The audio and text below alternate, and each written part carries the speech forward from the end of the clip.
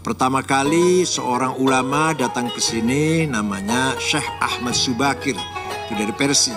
Dan beliau wafat di Wajo, kemudian di Wajo ya, Sulawesi Selatan. Bayangkan kamu berdiri di pelabuhan tua ratusan tahun lalu, di depanmu kapal-kapal besar berlabuh. Bendera Arab dan India berkibar ditiup angin laut. Tapi mereka bukan datang untuk menjajah, mereka datang membawa sesuatu yang jauh lebih besar.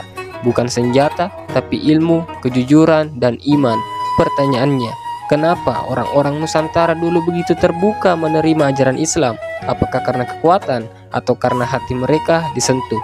Tulis jawabanmu di kolom komentar.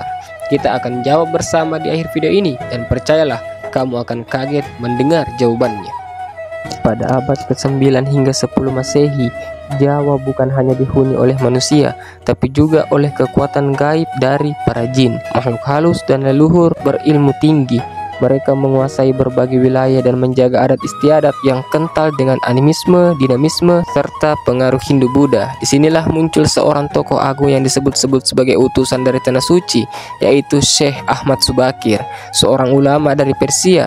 Ada versi juga yang menyebut dari Palestina, yang datang atas permintaan Khalifah Islam untuk menyebarkan agama Islam ke Nusantara.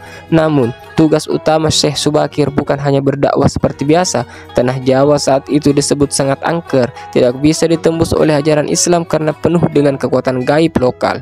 Maka, ia diutus untuk membersihkan Tanah Jawa secara spiritual, membuka jalan bagi para wali dan dakwah Islam.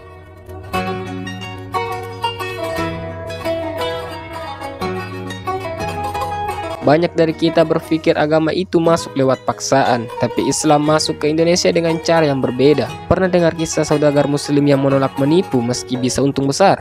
Itu yang membuat orang lokal berkata, kalau agamamu bisa membuatmu sejujur itu, ajari aku.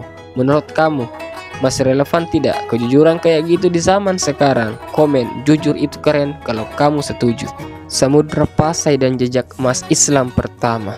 Di utara Aceh berdiri kerajaan Islam pertama, yaitu Samudra Pasai. Bahkan mereka sudah mencetak koin bertuliskan kalimat tauhid sejak abad ke-13. Kalau kamu punya mesin waktu dan bisa mampir ke satu kerajaan Islam pertama, kamu pilih kemana? Samudra Pasai, Demak, Ternate, Tidore? Jawab di kolom komentar dan berikan alasannya. Nah, Wali Songo sendiri harus kita tiru bagaimana mengislamkan masyarakat Jawa yang waktu itu Hindu dan Buddha tanpa kekerasan. Hanya 50 tahun loh. Hanya tahun 1450 sampai tahun 1500 selesai sudah. Sudah Islam sudah berdiri di Jawa ini. Wali Songo ketika Islam berbicara lewat wayang dan tembang.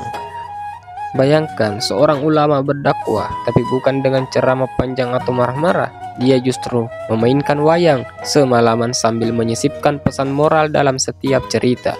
Itulah Wali Songo. Mereka tidak menghapus budaya, mereka memeluknya lalu menyatu. Islam jadi jiwa Nusantara.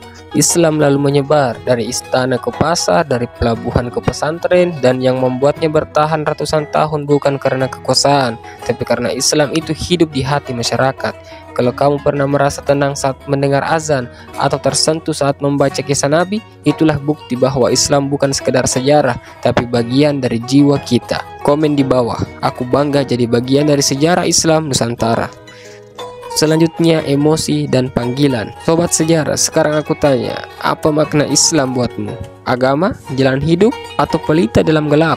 Tulis dengan jujur di komentar, dan kalau kamu merasa video ini menyentuh, klik like dan subscribe biar kita bisa sama-sama menyusuri lebih banyak jejak Islam di bumi kita.